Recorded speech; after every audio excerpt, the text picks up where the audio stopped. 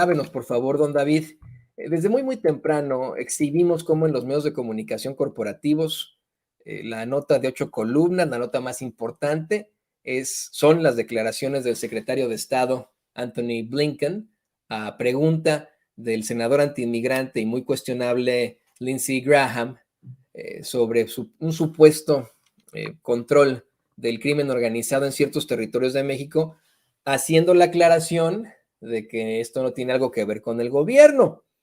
Vamos a escuchar estas preguntas que hace Lindsey Graham, la respuesta que da el secretario de Estado, mi tocayo Anthony Blinken, puesto que pues dice que para hacerle justos a la historia, pues sí tiene que decir que sí, ¿no? Se las vamos a presentar porque llevo respuesta de Marcelo Ebrard.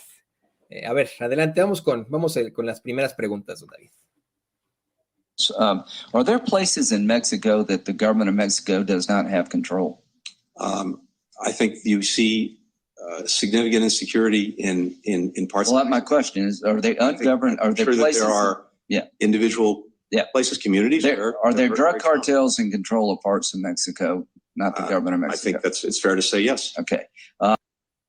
Dice, creo que es justo decir que sí. Le insiste Lindsey Graham que si hay sitios en México en control del crimen organizado, pues yo preguntaría lo mismo, con mucho respeto para las autoridades y la gente que vive en una de las ciudades que más amo de este país, Chicago, ¿no? O sea, con mucho respeto, ¿no? Pero ante tantos tiroteos y el dominio de muchas pandillas, ¿sería justo también, secretario Blinken, preguntar o decir que hay ciertas partes en Chicago controladas por las pandillas? Los Ángeles también, por ejemplo, podríamos hablar de eso.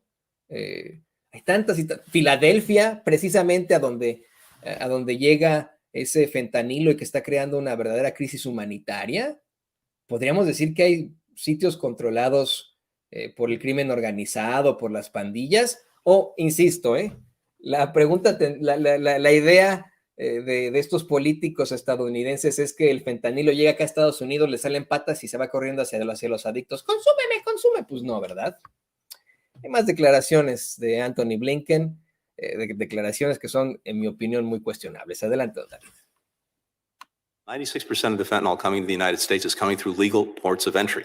We have the technology that can catch a lot of that. Yeah. We need to deploy it faster. That's exactly. How about this idea? Rather than just interdicting at the border, we go to the source and declare Mexican drug cartels foreign terrorist organizations under U.S. law. Mm-hmm. Would you consider that? Yes, we certainly consider that. And that would help us with China, because if you provide material support to a foreign terrorist organization, you could be prosecuted in U.S. courts. They're also transnational criminal organizations, and that brings with it. That's what they are today. I want it's not clear to me that again, that we would get additional tools or authorities. Está en la insistencia de estos republicanos al gobierno federal, que supuestamente es demócrata, de que se declare a los cárteles del crimen organizado como organizaciones terroristas. Queremos insistir hasta el cansancio aquí en Sin Censura. No estamos defendiendo a los cárteles, todo lo contrario. En México queremos justicia, queremos esa constante y perpetua voluntad de darle a cada quien lo que le corresponde, y queremos que se acabe la violencia, que llegue la paz, que llegue la seguridad, que exista un verdadero Estado de Derecho en esas comunidades que son tan castigadas precisamente por la violencia. Eso es una realidad.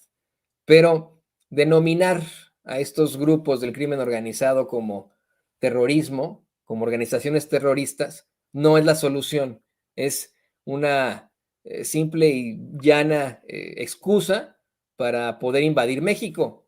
Honestamente, ellos hablan de que esto pues permitiría el acceso de situaciones jurídicas al enfrentamiento al crimen organizado y etcétera. No, en estricto sentido, al denominarlos como terroristas, tendrían una excusa ante Naciones Unidas para decir, miren, como hay terroristas en México, pues lo único que queremos hacer es ayudarle a su gente con nuestros muy defensores de los derechos humanos que tenemos, como los infantes de Marina, que siempre van y defienden los derechos humanos al lugar donde van. Obviamente estoy siendo sarcástico, lo digo también con mucho respeto.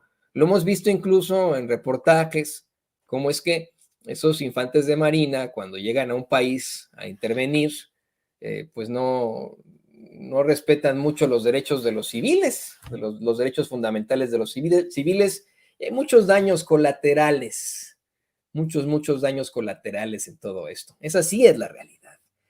Yo me acuerdo, es uno de los peores análisis periodísticos que he tenido desafortunadamente, es este reportaje que hizo Michael Moore sobre la guerra en Irak y cómo pues siguió ahí a una patrulla de infantes de marina que en mitad de la noche se metieron y así lo hacían con todas las casas, en una casa de un vecindario en Bagdad, se llevan al papá de esa familia en medio del llanto de los chiquillos, de la esposa, ¿no? Se lo llevan para interrogarlo y a ver cuándo lo regresan.